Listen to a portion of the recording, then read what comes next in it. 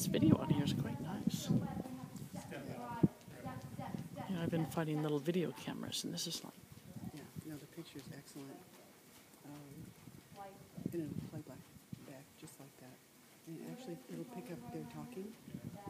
And ours. Bigger circle now.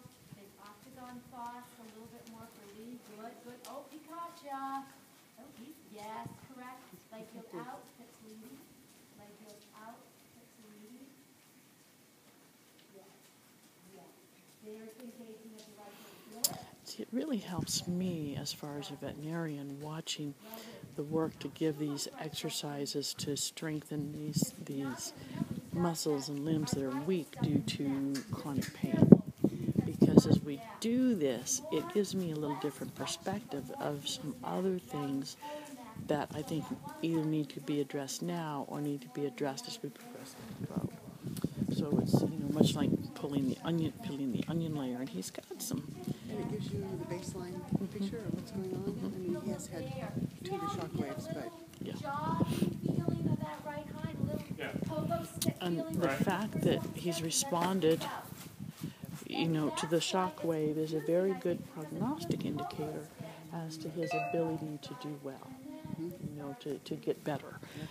You know, he's got some pretty serious issues going on, particularly up in the neck, which if they get worse can make him become what we call neurologic or ataxic, and, you know, like he doesn't know where his feet are, and he can start to trip and become very unsafe to ride. So, you know, all of this sort of physiotherapy work is really critical to, you know, soundness-wise on the back, but also the work on the neck and the exercises we'll do for the neck as things progress to help develop the muscling to support the spine, as I'm sure you've heard that lecture before, to prevent further development of the arthritis, you know, in progression, or to at least slow it so that he can have a, you know, a prolonged lifetime of both comfort and soundness, and be safe without, you know, tripping and stumbling and falling and hurting himself or you or somebody else. now I have not been riding him with with his neck like that. And I won't call it collection. I haven't been riding him with any collection. And I've been purposefully trying to get him, you said long and low. Yeah. And I think to do this kind of work where you're trying to get him. You've got to have him up, and, you know, there's always a balance. You don't want to just necessarily stay long and low all the time, but there is a, you know, it may work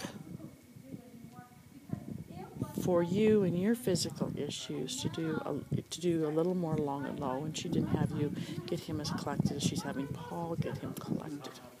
And then, you know, as your knee gets healthier, you know, and you come back and you're stronger, then, you know, he'll be ready, and, you know, Paul will have done, you know, a bunch of the strengthening for you,